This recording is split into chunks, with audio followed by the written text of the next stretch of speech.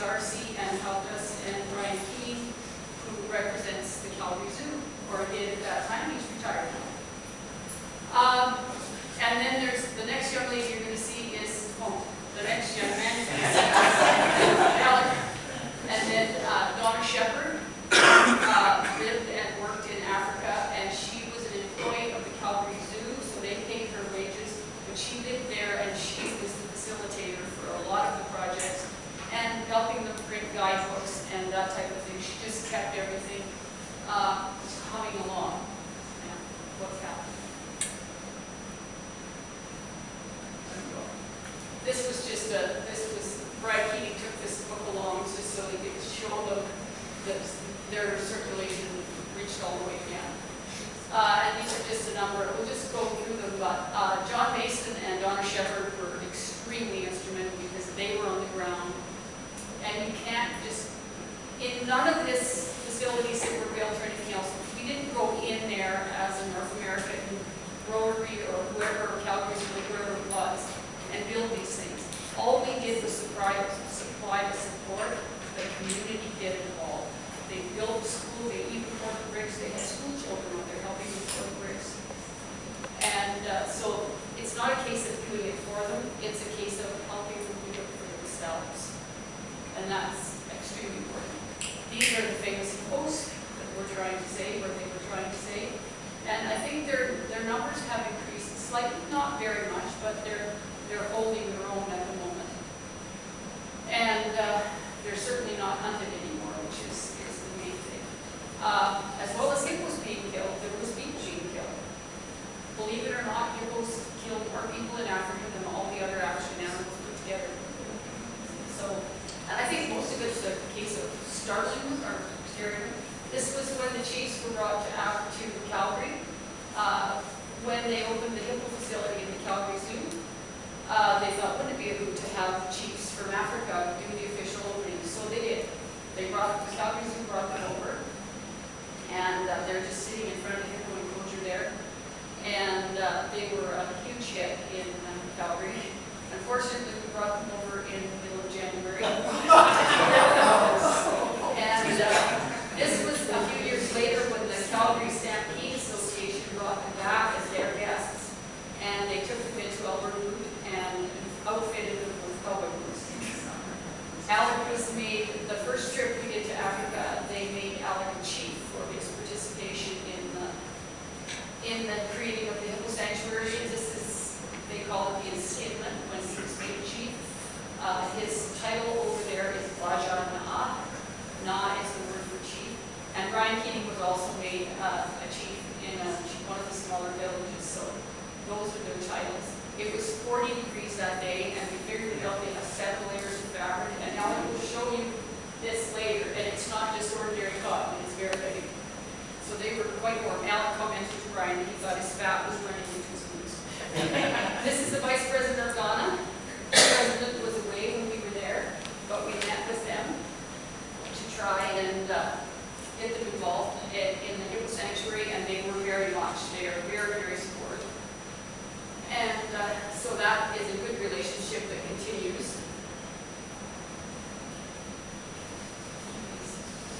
I think some pictures are not showing here.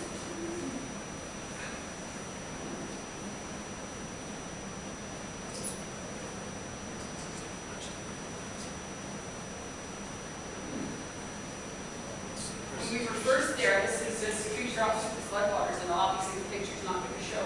I thought there was bushes growing in the water, but I didn't realize we were there just at the end of the flood season or the rainy season, and these were 8 and 10 and 12 foot trees, and all I was seeing above the water was the cost of the trees.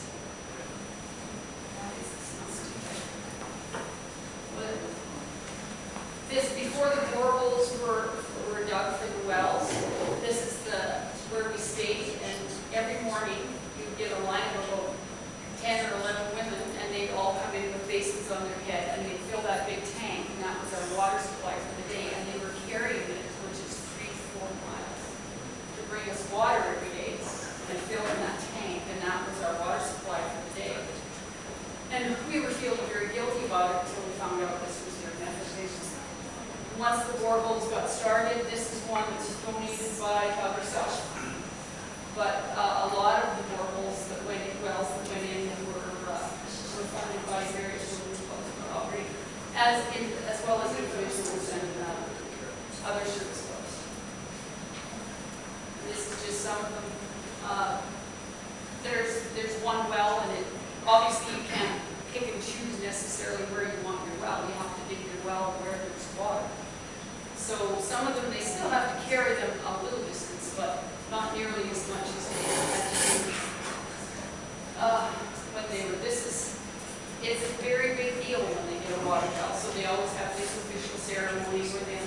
And this particular one we were at, the gentleman in the yellow there was a very old man. He only had one eye. His part of one foot had been amputated. I'm not sure what the circumstances were. And he was the chief of that village, and very, very proud man. And you'll see a picture here that's coming up soon, and it shows him, this is some of the children who were moving around when they were unveiling the well. But he has a Canadian flag attached to his robes. And you can see it, obviously somebody gave it to him when they were on a trip over there. It's still in the cellophane, it's just a little badge thing. And he hasn't even taken the Zeller's discount coupon ticket off the corner of it, but he doesn't wear it all the time, but he knew we were going to be there, so this is him. And the people that were over there said they put these, the solar lights that Alex spoke about and the wells, there's this layer, in all the villages, but it's up to each individual village to provide the maintenance. And then they said, although this man is illiterate, he's very old, and he has no education to speak of, he has so much pride that his village is the #1 village when it comes to maintaining the lights, because he makes sure everything is done, and he appreciates it so much. These children, you see them all sitting around in these clothes, and obviously this is one of the lights that went in. The clothes most of them are coming from Valley Village or places like that.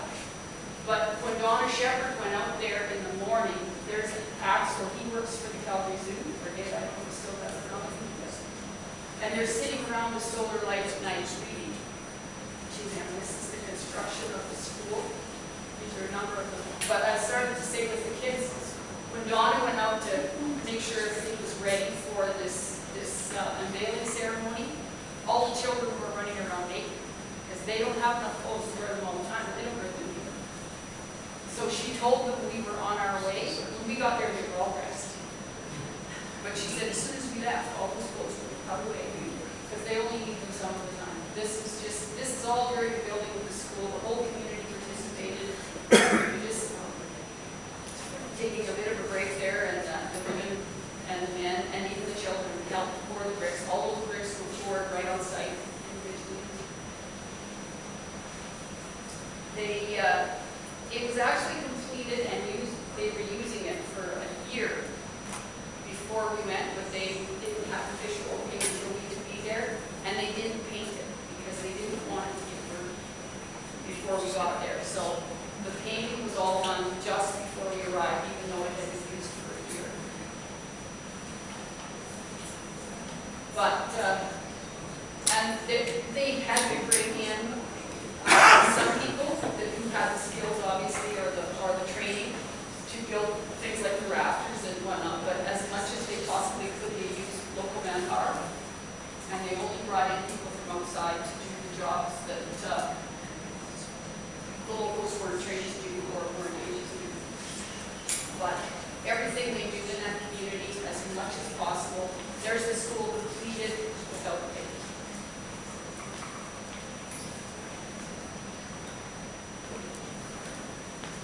Sorry, this is going so slow, but I don't want to fix it right now. This was so what they used to do for the little bit of schooling they did. There's one of the young men in that picture used to teach kids a little bit. He'd take 5 or 6 kids, and he had some education, not a lot, but some. And they would sit around under trees. There they were painting. But that was his group of kids that he used to teach below the trees. And then he was a sort of student teacher. 'Cause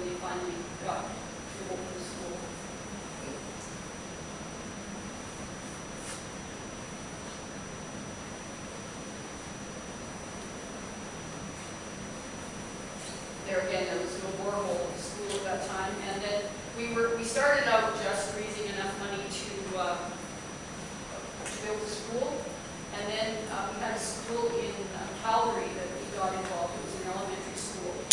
And we thought, they said they would they would raise some money for us and they wanted to be involved. And we were thinking, $5,000, something like that. When it was all said and done, Jenny Elliott's school in Calgary Elementary School handed us a check for $35,000.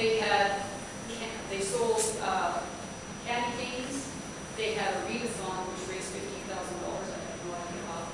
But they held a family day at the zoo, which Alan gave them the use of the zoo there since the school all hated. And they did things like they had a silent auction, and one of the teachers said, you have a grade 3 student draw a picture and put it in a frame and put it in the silent auction. I defy any parent to say he's not bidding here. So they raised a lot of money that way. The day of the opening, we went over there before the crowds arrived, and if you see, they did the Hippo Sanctuary symbol and the name of the school in little white rocks on the ground out front. But what I started to say was we raised enough money after we built the school that's the teacherage that we were able to build as well as for the training system. But so because they had to bring teachers in from outside, they had to provide them new accommodations so they didn't school. Yeah. Okay,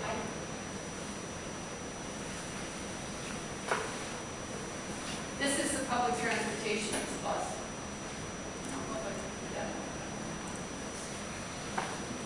Can you skip ahead number 4 on here? Do you know that? Yeah, it's. I can try. I'm probably just guessing where you want to go ahead. This is See this line? If you think you want to go there. Oh, I see. Okay. That's not that word. Okay, but. Yeah, this is, okay, the school, the Calgary Zoo took over forest rangers to begin with. The zoo paid their salaries, now they're self-sustaining, but the zoo gave them a bunch of bikes. That's how they took the park.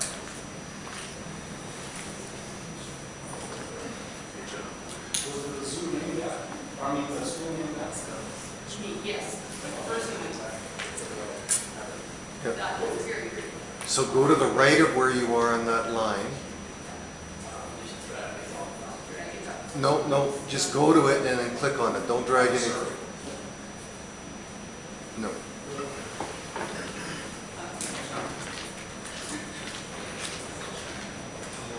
Not dragging it across. Don't drag it. Oh, there we go. There we go. You don't have to drag it. These are the women, that's how they crushed the shea nuts, but they were doing, what do you call it? Yeah, at that time. That's the site to behold. Just go online. Yeah. All right. See they're pouring all the bricks. This isn't when they're building a school, this is when they're building the shea nut. Cooperative building.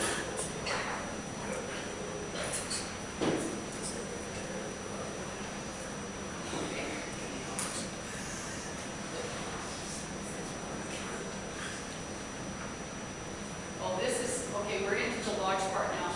This is not Wechiau, this is what safari accommodations look like in other parts of Africa, like in Kenya. This is the kitchen in Wechiau, which also doubles as the sleeping quarters for the cook. She has to throw the mattress up in the morning. So obviously that needs some improvement if you're going to have paying guests. These are the 3 ladies who did the cooking for us while we were there.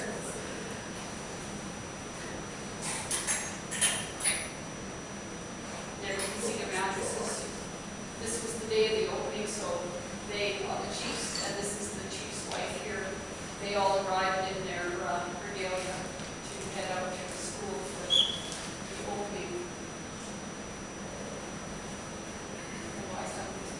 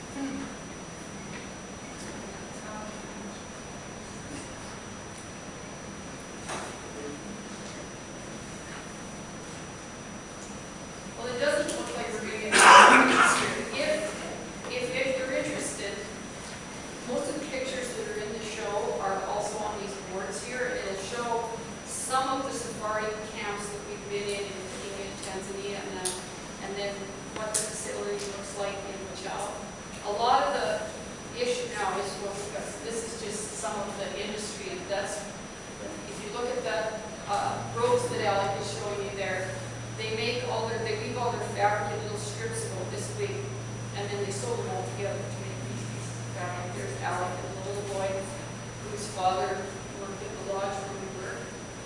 This is Aisha. She's the young lady who made the wine bags. She works out of her. She's got quite a history behind her. That's her mother. She was one of the ladies that did the cooking while we were there. That's Aisha. But one of the problems with the existing lodge is it's made like all their homes and it's strictly mud bricks. So every year during the rainy season, it all falls down. And they're used to it in their homes, they rebuild and they rebuild. If you're gonna have something like a lodge where you're gonna have paying residents, you can't keep rebuilding. So what they would build the new school out of would be cinder blocks, the same as the school. And it never ceased to amaze me. This was before they had the wells, and they were using muddy river water. Look at that baby's dress. It was as white as snow. I have no idea how they did it, but these are go-birds. That's what their job was. They were very, very cool for use. But so that what we need in the Pacific, what we need for Vietnam is a lodge that's not going to be infested with insects, whatever else might infest those places, and it isn't going to collapse every time it rains. And then obviously a cooking and dining facility, but it's as well as needing it for the tourists, because if they can get paid tourists in there, they're going to employ hotel staff, kitchen staff, more guides for the conservation area. It's just, it's going to be the basis for economic development of the region. That and the shea nut butter, which is, we just heard through one of the fellows who used to work at the zoo that they're working with some, I don't know who the cosmetic company is, but some American cosmetic company to contract supplying shea nut butters. That could be a really big step forward. But I'm sorry that these pictures aren't working properly. I'm not sure what the problem is. Looks like it's at the end now. Okay. We have maybe a couple of minutes for a couple of questions. Any questions? There's one of these books on each table.